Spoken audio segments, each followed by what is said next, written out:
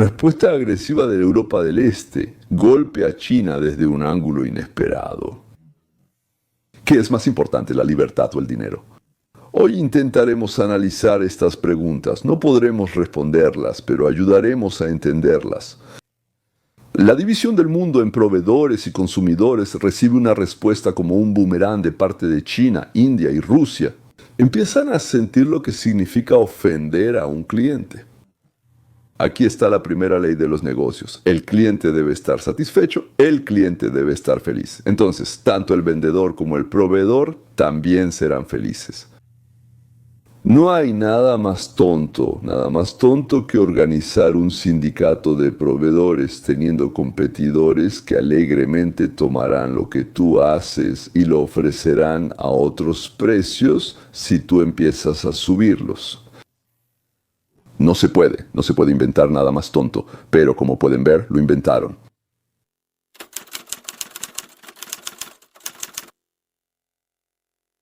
¿Escucharon que después de la incursión de drones en Polonia, el Sejm decidió cerrar la frontera con Bielorrusia?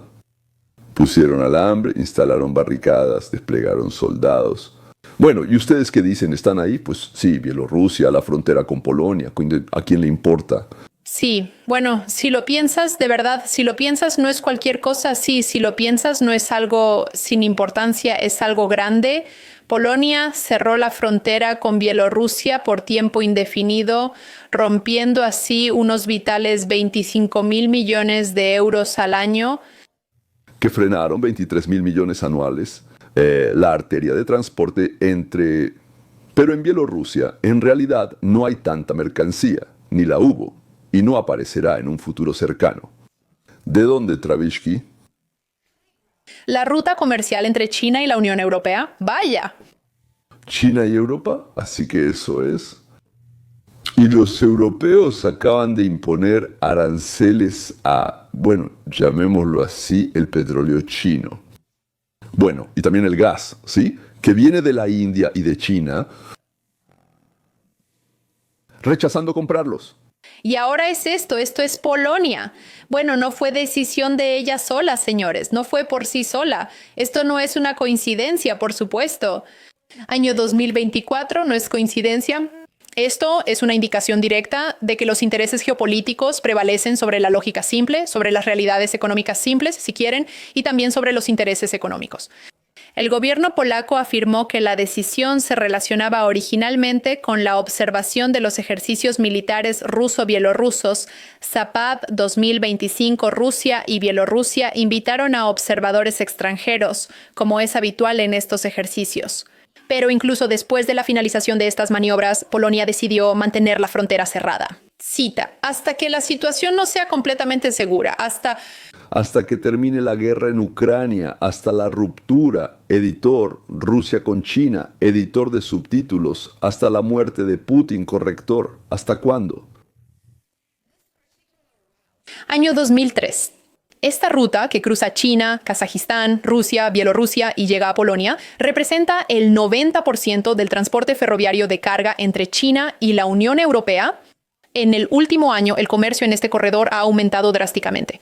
El volumen de carga creció más del 10% y el valor de las mercancías subió casi 85%, superando los 25.000 millones de euros el año pasado. No estamos hablando de poca cosa, estamos hablando de un enorme flujo de productos chinos hacia Europa. ¿No le parece que en todo esto se siente la larga mano de Washington? Y para ser más preciso, de Trump. ¿Y qué van a hacer ahora los chinos?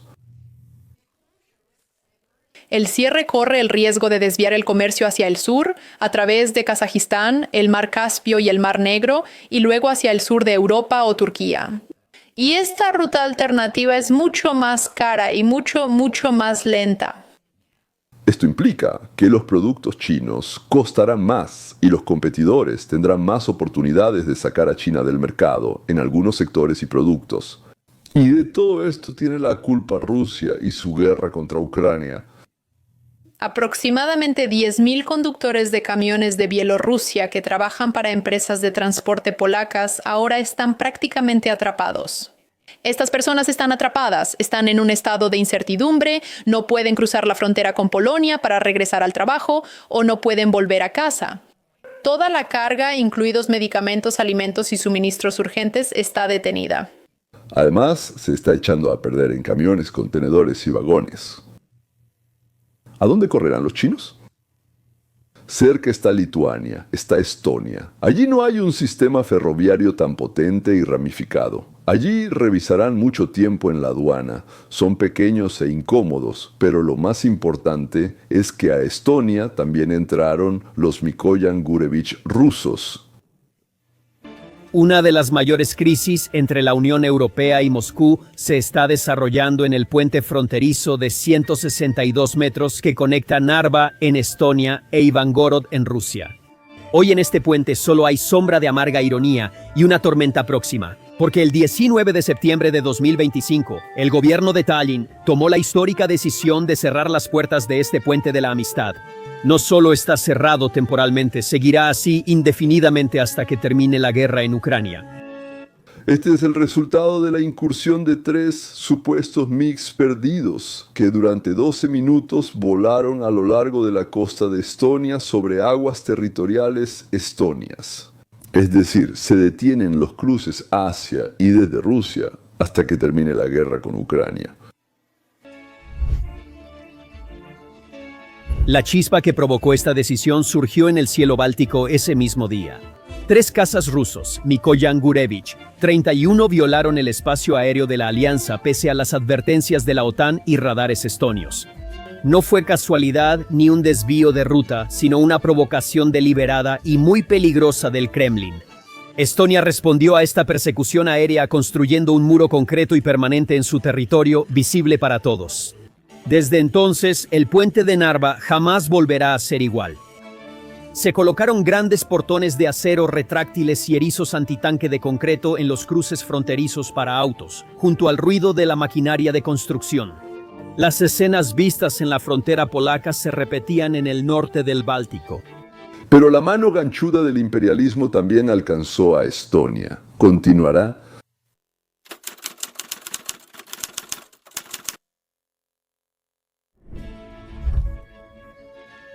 El lado estonio de la frontera se convirtió en una verdadera fortaleza con alambre de púas, escudos metálicos y nuevas torres de vigilancia. Guardias fronterizos estonios fuertemente armados y unidades del ejército comenzaron a patrullar la entrada al puente hacia Rusia, con rostros decididos e imperturbables. La línea Moscú-Bielorrusia quedó aislada de Europa en el extremo norte, y la costa báltica quedó en silencio. Apareció un nuevo telón de acero. La aparición de este telón de acero sacudió a los rusos en las primeras horas y días, porque la decisión de cerrar la frontera en el puente no solo fue un paso geopolítico, sino también un acontecimiento que cambió instantáneamente la vida de miles de personas. Alguien podría preguntar, ¿y ellos en qué son culpables? La gente. Pero el problema es que, si todo está bien para ellos, cuando hay un disparo en la oficina de María Jenner, todo cambia. Gemara piensa que mientras haya guerra en Ucrania, el país nunca empezará a exigir el fin de esta guerra. Bueno, quizás cerraron ahí solo para que América lo viera, pero dejaron la puerta trasera abierta. Mientras tanto, al mismo tiempo que el cierre en Narva, comenzaron actividades similares en otros 2 pasos fronterizos del sur de Estonia, Koidula y Luhamaa. En esos puntos de control también se instalaron portones de acero retráctiles y barreras de concreto, que pueden cerrarse en cuestión de segundos, en caso de crisis. El objetivo era detener desde el principio cualquier intento de Rusia de desestabilizar Estonia, utilizando migrantes ilegales como arma o intentando realizar una invasión militar repentina, como ya había ocurrido antes en las fronteras de Polonia y Lituania. Estas medidas físicas son parte de un concepto mucho más amplio de defensa nacional. Estonia es un país pequeño, su población y su ejército no pueden compararse con su enorme vecino, Rusia. Estonia aprendió una dura lección de su historia. La independencia no se regala, se defiende. El trauma de la ocupación soviética dejó en la identidad nacional la amenaza permanente de un levantamiento ruso. No es solo una amenaza para la existencia, sino también una amenaza a la existencia misma. Por eso la doctrina de defensa de Estonia no se basa en ganar la guerra, sino en hacer imposible que siquiera comience.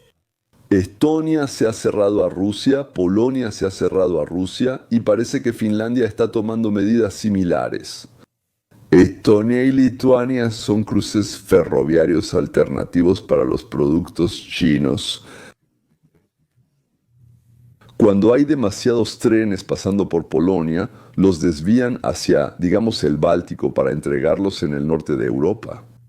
Lituania por ahora permite que los productos chinos entren para tránsito hacia Europa, pero el tránsito hacia Kaliningrado está prácticamente detenido. Bueno, excepto medicamentos, creo, y alimentos, ¿no? Si no me equivoco. Estonia está decidiendo cómo actuar en esta situación. Pero incluso si deciden continuar, solo podrán proporcionar un pequeño porcentaje de lo que China perdió en Polonia. Unas horas después del cierre del puente de Narva empezaron a llegar mensajes de apoyo y solidaridad desde Letonia y Lituania. Sin embargo, este apoyo no se limitó a la retórica diplomática. Letonia elevó al máximo la seguridad en sus pasos fronterizos con Rusia en Grebneva y Terejova Arab.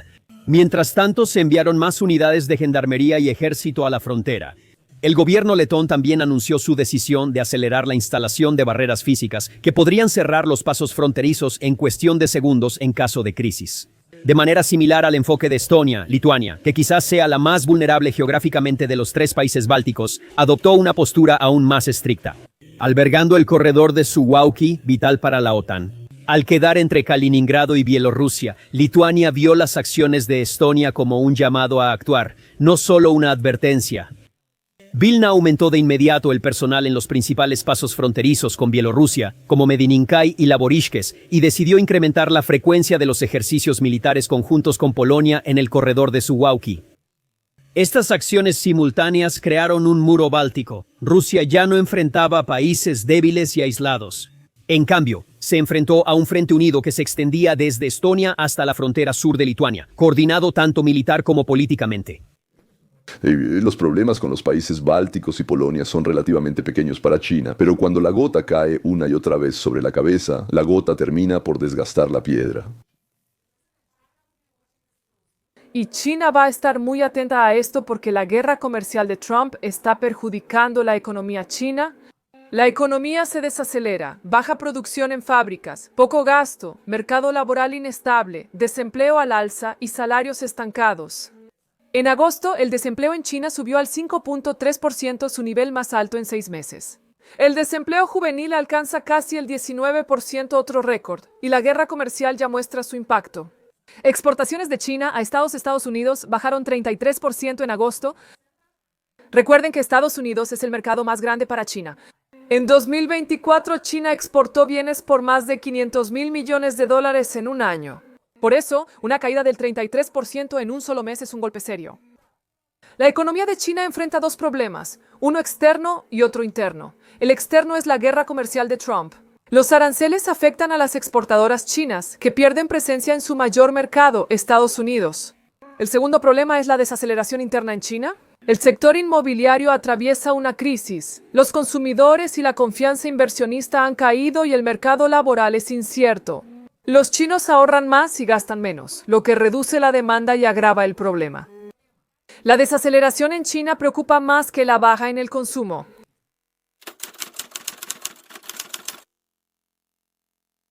A Donald Trump le salió convertir a México de aliado y socio de China en un amigo fiel, vecino y compañero de Estados Unidos. La cambiante postura de México ante China. Aunque China es el segundo mayor proveedor de bienes para México, el país se ha alineado más con Estados Unidos. Prioridades económicas cuando Trump regresó al cargo. Entonces, después de coquetear con una posible asociación para construir una planta de autos eléctricos para la empresa china BYD, México anunció nuevos aranceles de hasta 50%. Unas 1.500 categorías de productos de China y otros países asiáticos. México, que pensaba que China iba a construir un montón de fábricas en su territorio para producir bienes destinados a la venta en Estados Unidos, vio cómo China se vio obligada a cerrar fábricas sin terminar y cómo Estados Unidos castigaba a China con aranceles. Y también esos países a los que China lleva sus productos, engañando al mundo diciendo que no son productos chinos, sino productos de esos países. México entendió que eso tampoco funcionaría. Al notar que la importación de productos chinos a México provocaría que Estados Unidos subiera los aranceles a todo lo mexicano, la presidenta Sheinbaum tomó una decisión. Bueno, los expulsó. Una enorme lista de productos chinos a los que ahora les van a cobrar aranceles e impuestos. O sea, China tendrá que pagar, o quienes importen esto, ya sean empresas mexicanas o cualquier otra, tendrán que pagar por la importación de estos productos a México. Por cierto, el arancel no es nada bajo. Igual que Trump, hasta 50%. Es decir, ahora ya no se podrán reexportar a Estados Unidos, en lo cual, por supuesto, México tenía muchas esperanzas. La parte inferior de la lista india en realidad está en la parte superior de la lista china. Tienen gran presencia en ciencia, ingeniería e investigación médica, y universidades y laboratorios suelen patrocinarlos, incluso fuera de la cuota. También muchos ciudadanos de China trabajan en roles tecnológicos y de ingeniería en áreas como semiconductores, equipos, ingeniería, robótica e inteligencia artificial. Empresas tecnológicas como Google, Microsoft y Apple también los contratan. Muchos ciudadanos chinos trabajan en salud y medicina. Por cierto, hicieron lo correcto. Desde mi punto de vista, el mercado más grande de México es Estados Unidos. Y perderlo por ideas tontas de ganar dinero con los chinos se volvió, bueno, después de la llegada de Trump, naturalmente peligroso.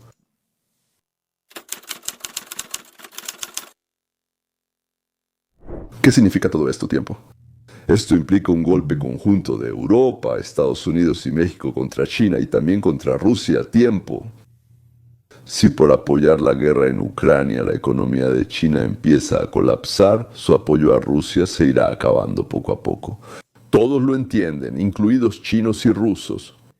Agreguemos a esto otro pequeño inconveniente. China e India nos envían a sus espías disfrazados de empleados. Yo lo diría así. Además, las empresas estadounidenses traen una enorme cantidad de especialistas de países más baratos, principalmente de la India y también de China y de algunos otros países, para pagar menos, porque a los nuestros cuando los contratan les pagan más. Esa es la idea de pagar menos. Y se utiliza una visa que antes se usaba para encontrar especialistas únicos en el extranjero. Quiero hablar con ustedes sobre lo que está pasando en las economías de Estados Unidos, India y China. Porque Donald Trump, como parte de su gran revisión de cambios, modificó el sistema de visas para trabajadores calificados y esa visa se llama visa H-1B. Históricamente, las empresas podían solicitar la transferencia de empleados del extranjero a Estados Unidos y el costo de esto era de aproximadamente $5,000. Por eso muchas empresas usaban esta visa. Cada año se otorgaban alrededor de 85,000 de estas visas.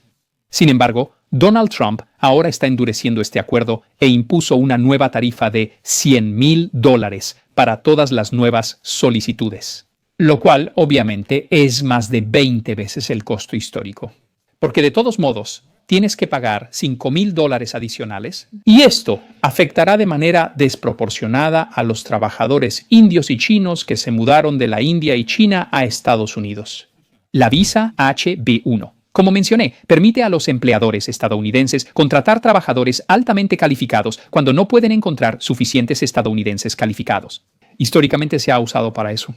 Donald Trump dice que ahora se usa en exceso y que en realidad sí hay estadounidenses calificados. Simplemente las empresas no quieren contratarlos porque es más caro que traer trabajadores de países como la India y China.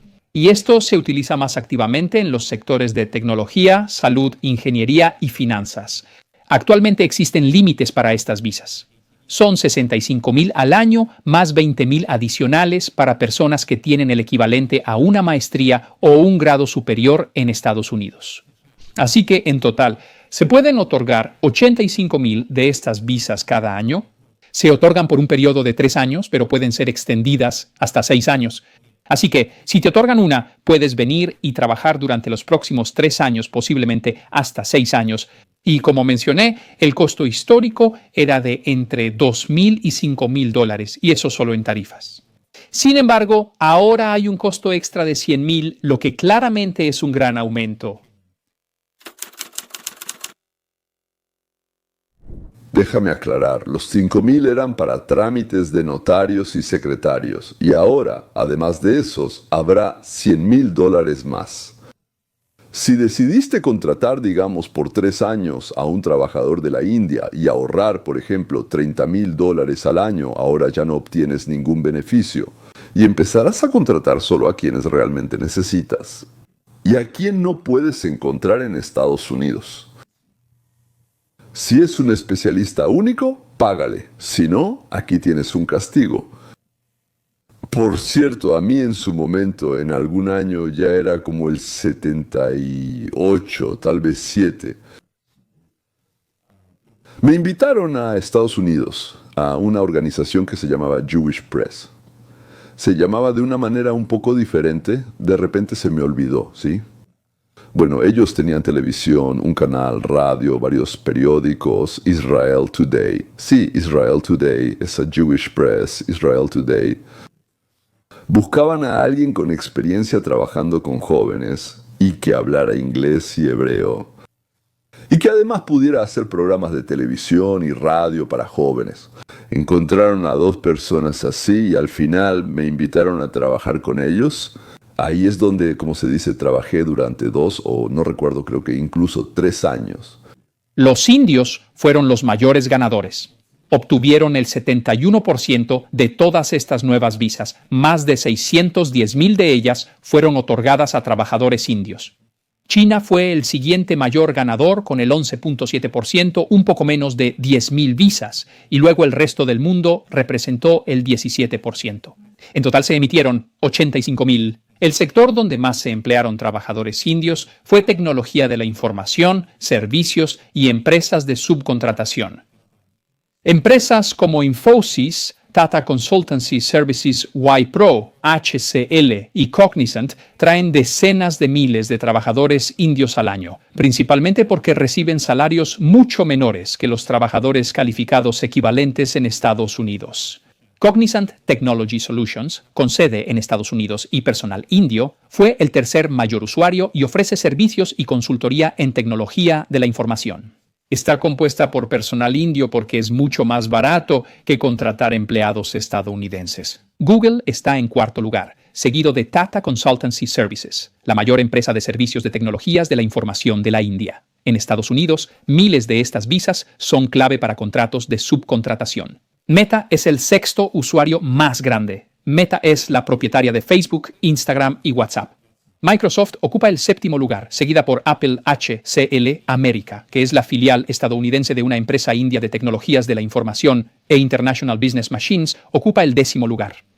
Pero creo que el tema recurrente que vemos en todas estas diferentes empresas es que la razón por la que utilizan estas visas es, en primer lugar, la falta de habilidades. Pero en segundo lugar, y probablemente lo más importante, es la diferencia significativa en el costo entre contratar personas de la India y China en comparación con contratar personas en Estados Unidos.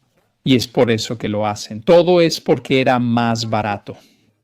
Es decir, traen a un especialista indio o chino y nuestro estadounidense termina en el seguro de desempleo y nosotros le pagamos porque alguien trajo a un chino barato.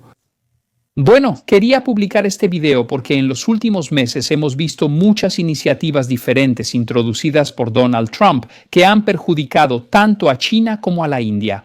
Recientemente hice un video donde mencioné que Estados Unidos impuso un arancel del 50% a productos importados de la India porque sigue comprando petróleo ruso. Donald Trump advirtió que si no se detienen esas compras, aplicará un impuesto penalizador adicional del 25%. Y de lo que hablamos en el video de hoy es que ahora esto está dirigido a los trabajadores, no solo a las empresas en la India y China. Ahora vemos que este nuevo sistema de visas afectará a decenas de miles de trabajadores que se mudaban de la India y China a Estados Unidos. Primero, para ganar dinero. Y segundo, para mejorar sus habilidades y aumentar su competitividad. Y la razón por la que las empresas pagan la mudanza de estas personas desde la India es porque son significativamente más baratos que contratar personas en Estados Unidos. El salario promedio. Hay una gran diferencia entre ellos. También existe la necesidad de habilidades.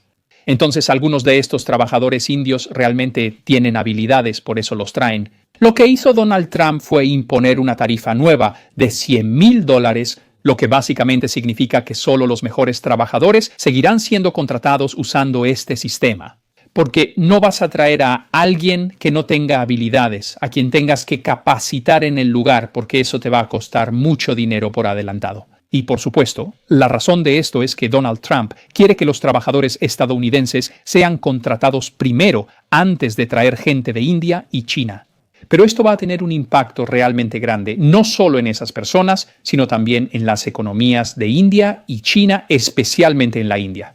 Porque el 57% de todos los ingresos de la industria de tecnologías de la información en la India provienen de Estados Unidos.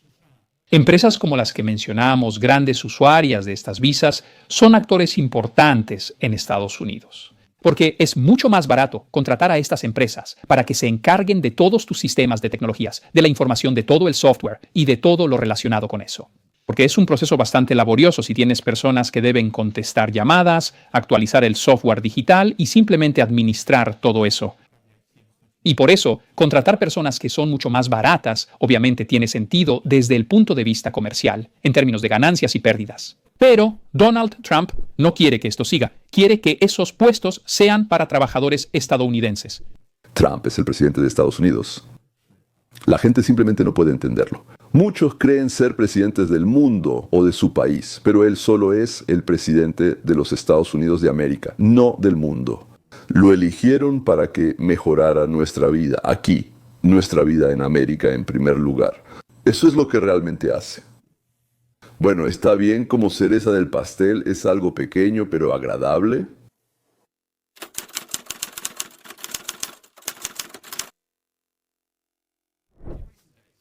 En los últimos días hemos visto cómo Nicolás Maduro y Xi Jinping demuestran su cercanía y la profundidad de las relaciones entre estos dos países.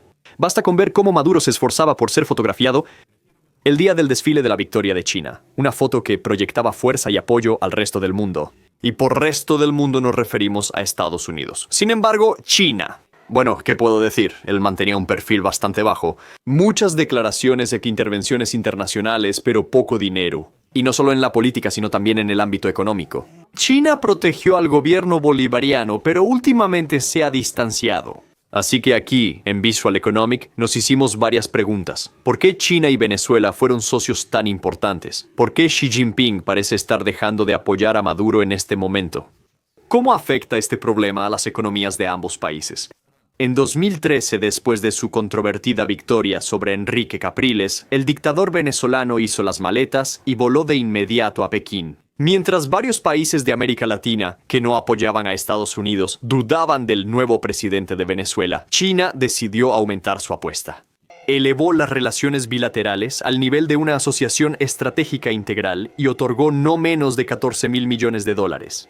El objetivo era mantener a Maduro en el poder. Y presten atención, porque la historia tiende a repetirse. En 2018, Maduro volvió a ganar las elecciones presidenciales europeas tras descalificar a opositores y prohibir partidos rivales.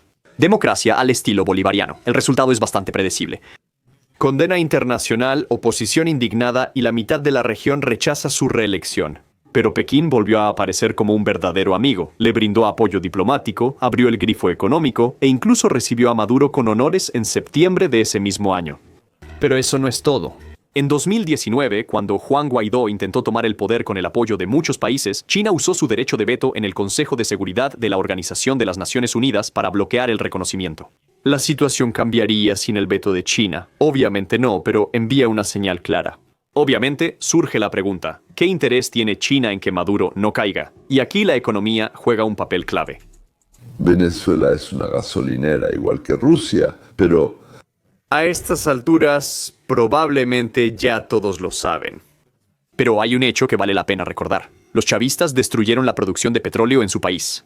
Petróleos de Venezuela. Sociedad Anónima solía ser una de las mejores compañías petroleras del mundo, pero los chavistas la convirtieron en una agencia de empleo para sus allegados. El resultado es que hoy en día produce aproximadamente 4 veces menos barriles que hace 45 años. Es una locura, China prestó mucho. Estamos hablando de mucho dinero, Venezuela. ¿Has oído hablar de la nueva ruta de la seda? El gigante asiático invierte grandes sumas en mega infraestructuras fuera de sus fronteras.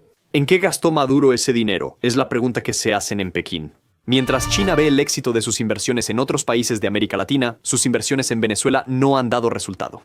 Después de repetidas violaciones de contratos por parte de Venezuela y de la extensión de los periodos de gracia para sus deudas con los bancos chinos, China se ha convertido en el jugador más importante en el futuro de un país que no ha mostrado ningún progreso en su desarrollo. En Venezuela no existen las inversiones que prometían cambiar la economía bolivariana. No sabemos si invirtieron mal o simplemente se robaron el dinero, pero lo que está claro es que Maduro es absolutamente incapaz de devolverle la deuda a Xi Jinping. Trump en la Casa Blanca y sus amenazas de imponer aranceles a quienes comercien con enemigos como Rusia o Venezuela. ¿Qué puedo decir? Por muy cercanas o estratégicamente importantes que sean las relaciones entre Caracas y Pekín, las desventajas de intervenir superan con creces las ventajas para el gigante asiático. A los cárteles de los hijos o la democracia en América Latina no les importan, pero a él sí el dinero. Maduro no puede devolver el dinero invertido y no puede explicar a dónde fueron a parar los miles de millones que recibió. Es un pequeño detalle, como se dice, sí, pero es agradable escucharlo, simplemente es agradable. China está asombrada. Maduro. Todavía a Estados Unidos le dispara a sus barcos, ¿entiendes? Lleva droga a Estados Unidos, gana dinero y aún así les disparan. ¡Qué horror! Bueno, eso es todo. Adiós. Hasta la próxima.